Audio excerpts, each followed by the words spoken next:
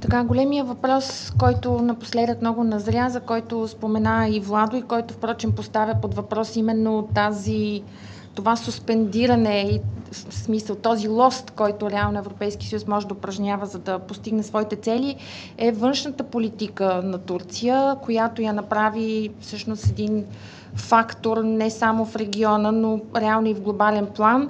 Това е външната политика, която стъпва много хубаво на изключително динамичното икономическо развитие на страната, която бележи наистина своеобразни рекорди. През тази година, поне по данните за първото тримесечие, икономическия ръст на Турция изпреварва дори този на Китай. Сега въпросът обаче тук е дали всъщност на Китай икономиката не се забавя, защото има такава теза, но е факт, че икономическия ръст на Турция през тази година, поне до сега, надминава 10%. Това е една изключително добра основа за подходящо водене на външна политика. Това е и темата на Димитър Бечев от Европейския съвет за външни отношения, Турция и външната политика. Благодаря, Аделина, и благодаря на организаторите на това събитие. То е много навременно, тъй като тук в България има голям дефицит в разговора по темата Турция. И тъй като Владо спомена преговорния процес, нека да бъдем брутални с фактите, какво се случва или не се случва. От началото на 2010 няма отворена нова глава. 8 глави са блокирани колективно от 27-те заради Кипър. Но това не е цялата история. Още 6 глави са блокирани едностранно от Кипър. И най-важното е, че 4 глави са блокирани от Франция. С условието, че ако се почнат преговори по тези глави, изходът на преговорите предопределен, т.е. членство. Когато почнаха преговорите 2005-2006, тогава правителството в Анкара прие компромиса, че всъщност резултатът е отворен.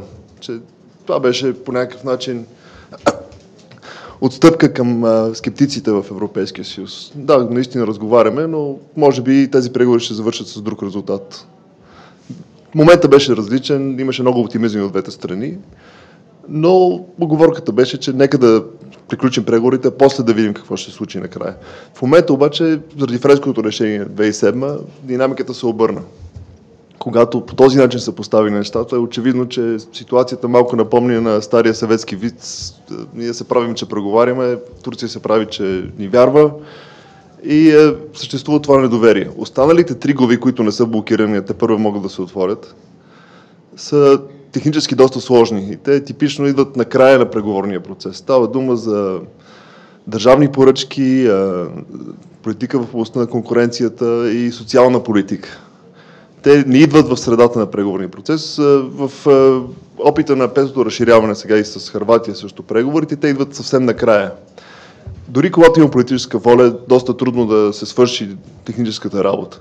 Тоест в момента сме в едно състояние, където почти не е останало по какво да преговаряме, а това, което е останало, изисква доста концентрирани усилия. В един момент ще дойде на дневен ред въпроса какво правим, на къде върви този процес.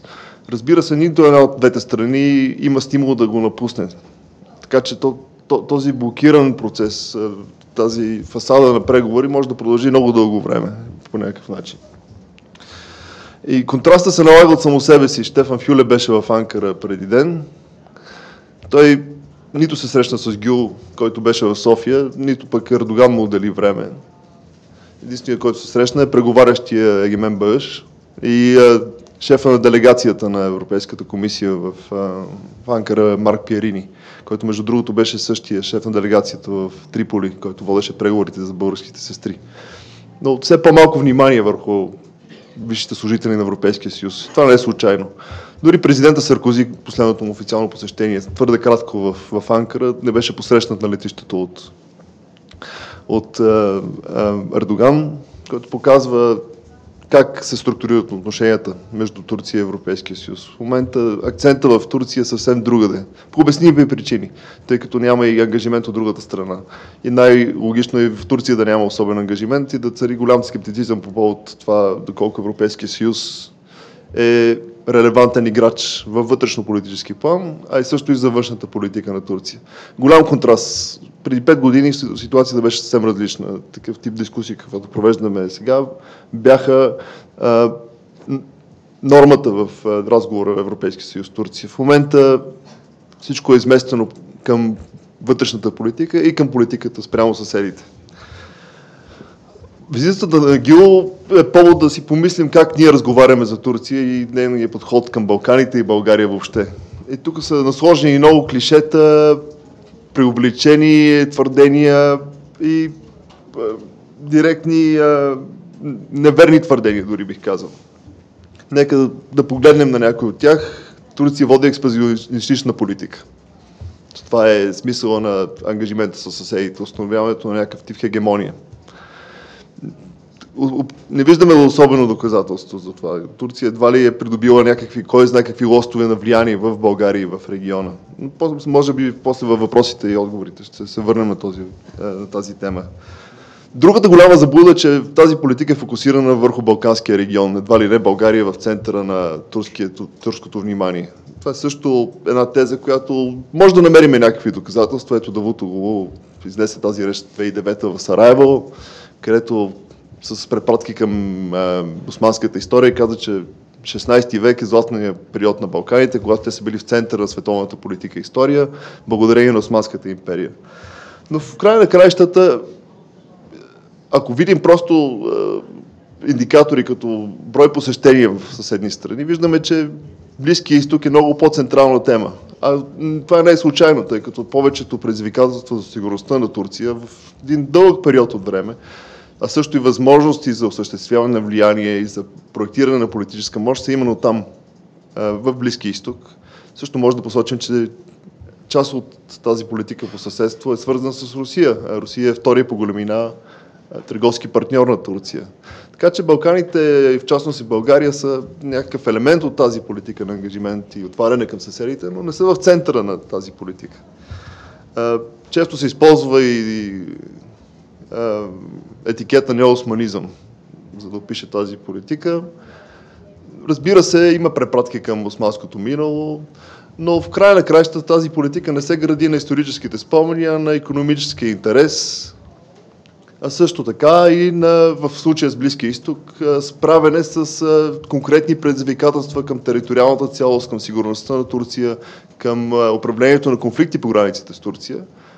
И както ще видим, може дори да се твърди, че има някаква приемственост с правителствата, които управляваха в Анкара още преди партията на справедливостта и развитието. И разбира се, най-голямото клише е, че всъщност тук ДПС е нещо като пета колона на Турция, турско-българските отношения минават през сараите на Доган, той по някакъв начин контролира нещата или следва директивите на Анкара. Мисля, че последното посещение показа, че всъщност има междудържавни интереси, междудържавен диалог, който е много по-важен. И дори бихме казали, че мюсюлманските и турските общности на Балканите не са водещото звено. Разбира се, те са важни по много причини, но нека говорят сами фактите. Турция присъства в Босна, присъства в Косово, но кой е най-големият търговски партньор в Югоизточна Европа за Турция? Румъния, където има най-малката мюсюлманска общност, но фактът е факт, че Румъния е най-големият пазар. Така че винаги е хубаво да поставяме нещата в контекст. Така, как да видим външната политика на Турция? Тук ще се постарая, доколкото е възможно по силите ми, да погледна от гледна точка на Турция, тъй като предполагам, че ще обсъждаме надълго и на широко европейската гледна точка или гледната точка на страните членки, но как се виждат нещата в Турция? Сега, винаги е интересно да видим структурните преобразования в страната и в региона, в света, които влияят на тази външна политика. Както казах, тя не произхожда от АКП.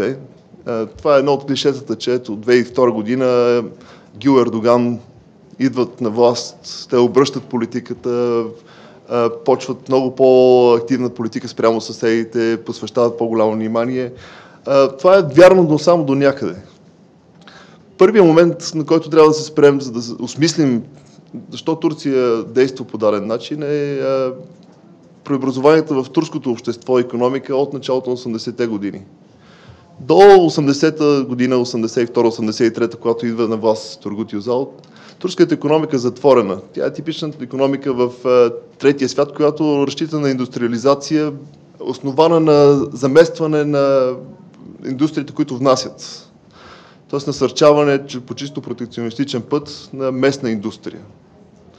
Ако отворите който и да е роман на Орхан Памук, който описва, да кажем, живота в Истанбул 70-те години, ще видите как живее там средната класа, доколко тя внася и по какъв начин има достъп до продуктите на Запада.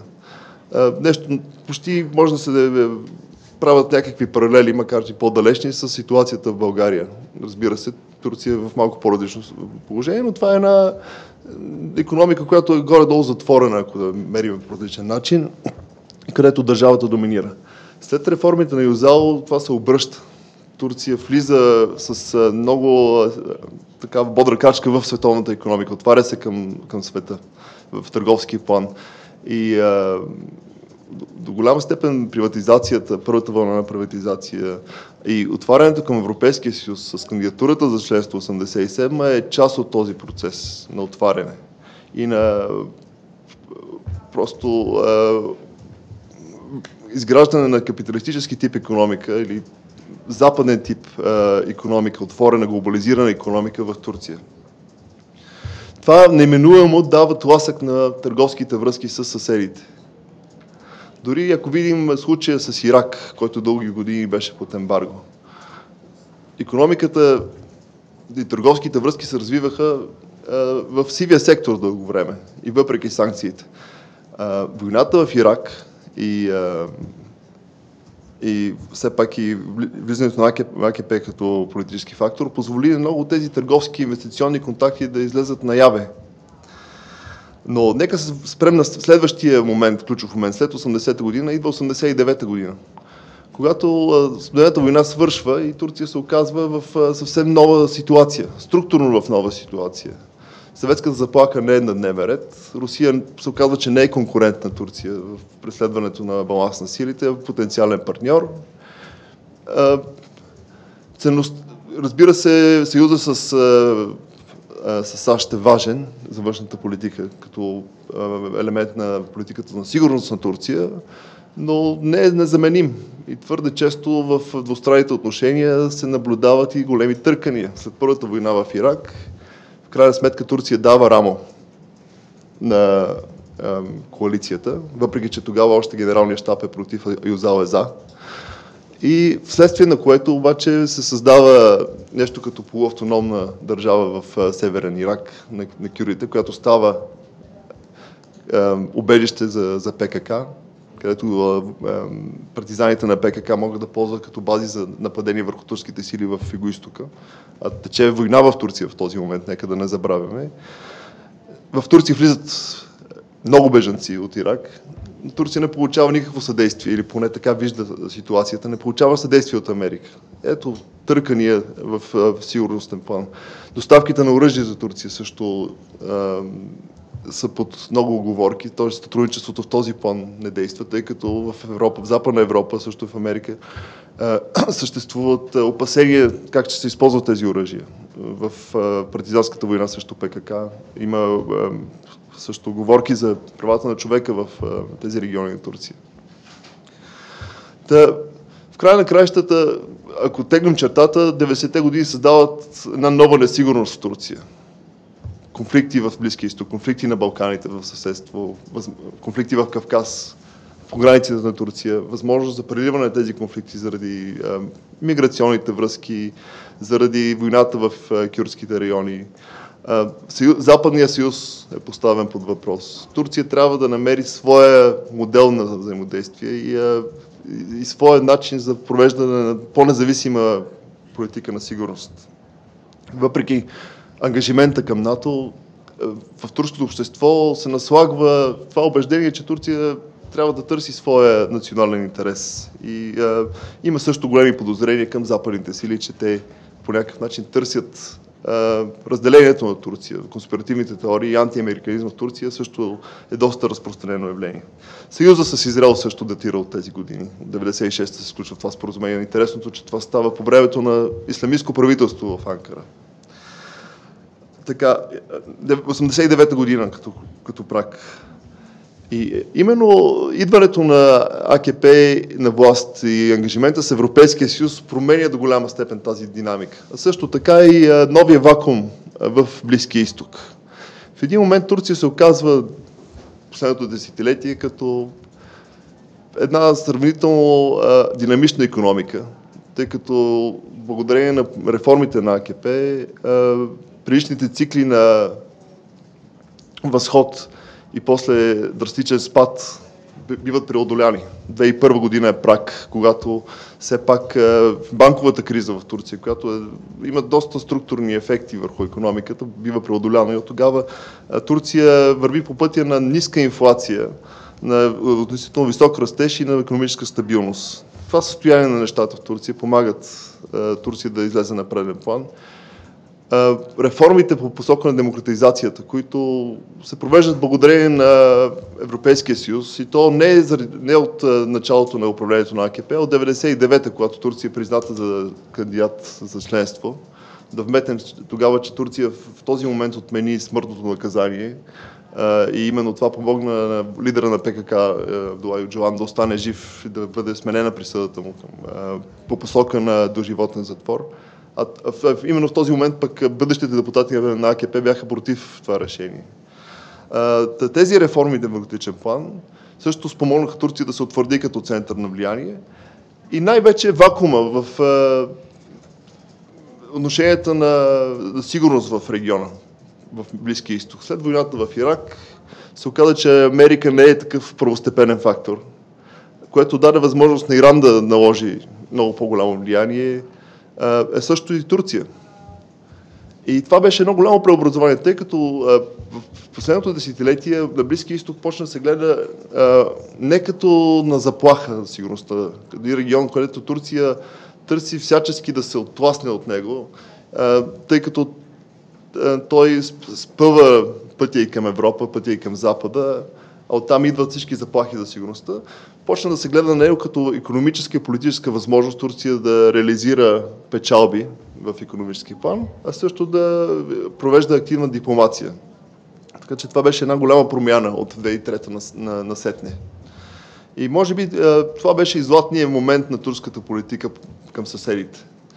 Тъй като Турция се ползваше с добър имидж спрямо обществата в арабския свят, като една относително либерална страна, където, да кажем, средната класа в Иран, друг важен съсед, освен арабските страни, може да харчи парите си и да ходи на курорт.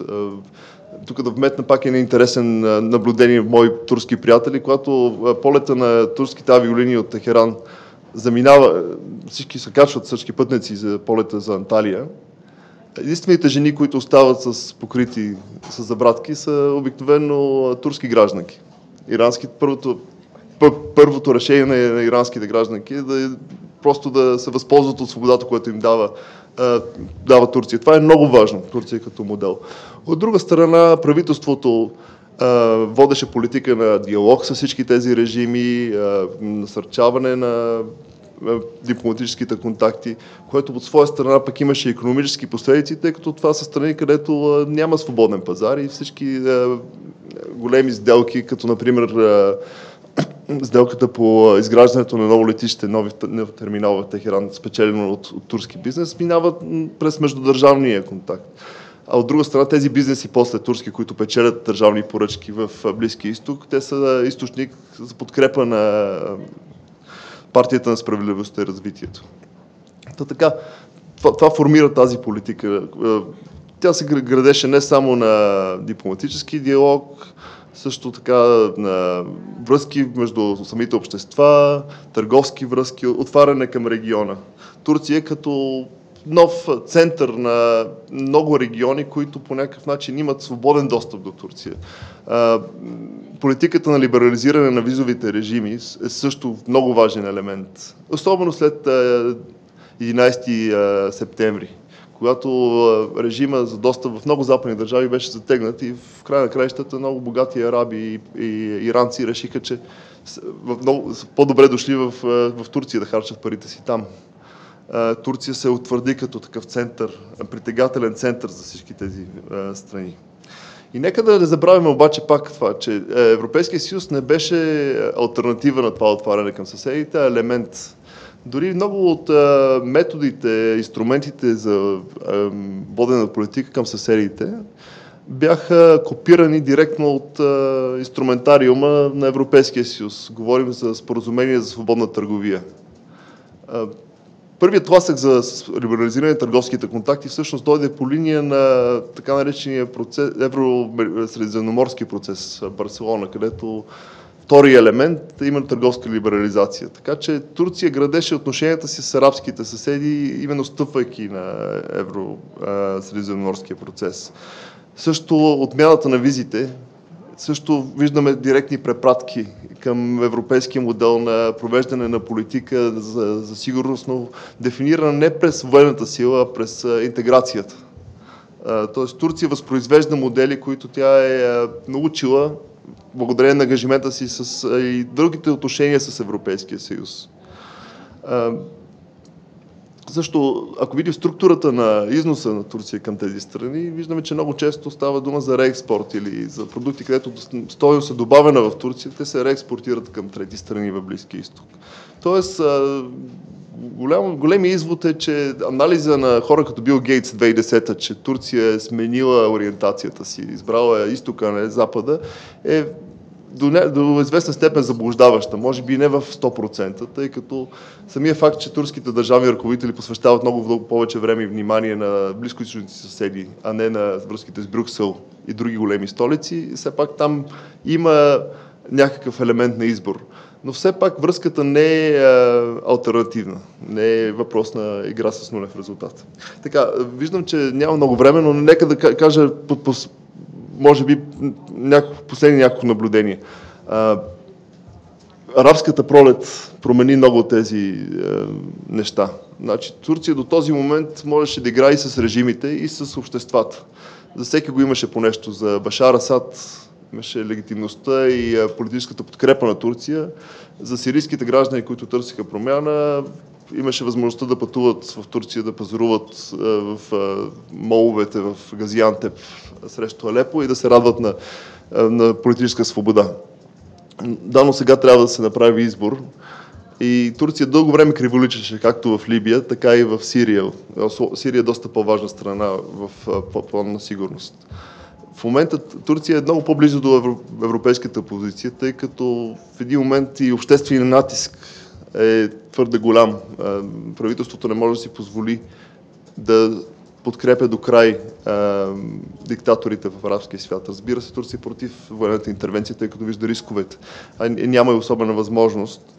Но в края на краищата, след дълго криволичене и търсене нов баланс, а може би и нова риторика, тъй като в дълго време е тази политика на съседство, която е естествен резултат на тези преобразования в Турция и около нея, беше доведена до много голяма крайност. Ето, много често Ердоган правеше изявления, които са доста противоречиви в вътрешно-политически план. Например, че мюсюлмани не могат да извършват геноцид. Това е по повод на Судан и връзките с Омар ал-Башир. Може би сега е моментът, и това е предизвикателство пред турската външна политика, да намери нов баланс, да ребалансира също риториката си по повод на съседите и да намери пак европейския момент. Тъй като, и това е последното нещо, което ще кажа, тези връзки не са алтернативни. В турското общество има една такава нагласа, че именно търговските връзки с съседите са изкарали Турция или са помогнали на Турция да се справи с икономическата криза 2008-2009, което не е вярно. Въпреки че търговията с съседите расте много по-бързо, отколкото търговията с Европейския съюз. Европейския съюз, големите икономики в Западна Европа се продължават да поемат 45% от износа на Турция. И оттам идват и големите инвестиции в Турция. Оттам това е ключа за продължаващото развитие на Турция. Тоест, дори политическия процес да е блокиран в момента, трябва да се намери някаква нова формула. И може би ние ще обсъдим каква ще е новата формула, която всъщност ще помогне на Турция да е по-ефективен играч и в региона си. Аз предлагам това да го оставим за дискусионната част.